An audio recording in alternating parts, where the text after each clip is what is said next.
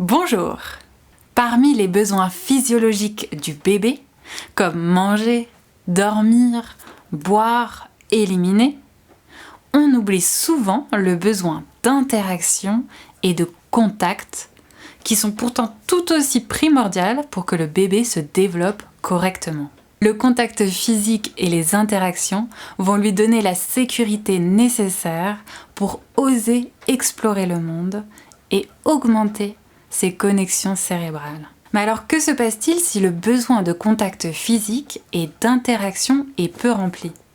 Eh bien tout simplement le bébé se replie sur lui-même, pouvant aller jusqu'à la dépression du nourrisson. C'est ce que l'on peut observer dans certains orphelinats où les bébés sont nourris au biberon, mais le contact physique et les interactions sont peu présentes.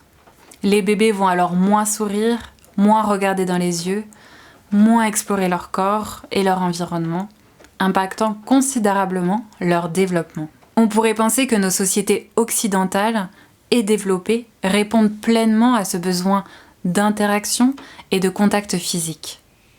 Et pourtant, nos habitudes vont peu dans ce sens. Ici, les bébés sont séparés très tôt physiquement des adultes. À quelques mois seulement, on les met dans un lit à part, dans une chambre à part, dans une poussette, dans un transat, dans un parc de jeux, et ils sont peu portés. Les parents ou le parent qui travaille peut s'absenter longuement et rentrer le soir trop fatigué pour interagir physiquement ou émotionnellement avec le bébé. À la crèche, les professionnels sont référents en général de 5 bébés. Donc les besoins de contact physique et d'interaction passent après tout le reste. Mais pas de panique si vous vous retrouvez dans l'une de ces habitudes. L'important est de faire des choix en conscience et d'observer les signes du bébé. Priscilla Dunstan, la chercheuse spécialiste dans les pleurs du bébé, a isolé le son qu'émet un bébé lorsqu'il se sent seul. Parmi toutes les cultures, elle dit avoir entendu beaucoup plus souvent ces pleurs dans les pays occidentaux. C'est un son que l'on peut écouter en général à partir de 3 mois, qui peut être comparé à des cris d'animaux par exemple, qui appellent leur meute. Je vous fais écouter des pleurs de bébés qui se sentent seuls.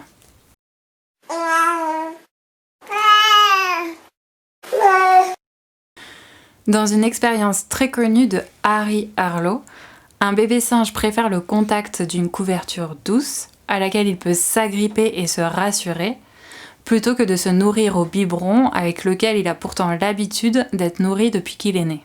Grâce au contact de cette couverture agréable, son taux de stress diminue et au bout de quelques minutes, il se sent assez en sécurité pour se détacher et explorer son environnement. Alors comment nourrir les bébés de ce besoin de contact physique et d'interaction ? Rien de tel que vous, tout entier. Votre regard, vos émotions, vos expressions, votre toucher, votre odorat et votre voix. Et qu'est-ce qui réunit tout cela ? Le massage. C'est pour cette raison que j'ai créé Massage Bébé et Connexion, une formation en ligne pour les parents et les bébés. Elle est constituée de vidéos pour vous apprendre à masser le bébé, vous permettant de soulager ses coliques, ses tensions, ses douleurs, mais aussi de l'accompagner dans la découverte de son corps et de mieux comprendre ses signes corporels. Il y a aussi des audios, des exercices pour vous connecter au bébé, vous relaxer et mieux comprendre ce chamboulement émotionnel et relationnel qu'est l'arrivée d'un bébé. C'est visionnable et téléchargeable à l'infini, je vous mets le lien dans la description. N'hésitez pas à l'offrir, à vous le faire offrir, à vous l'offrir et on se dit à bientôt.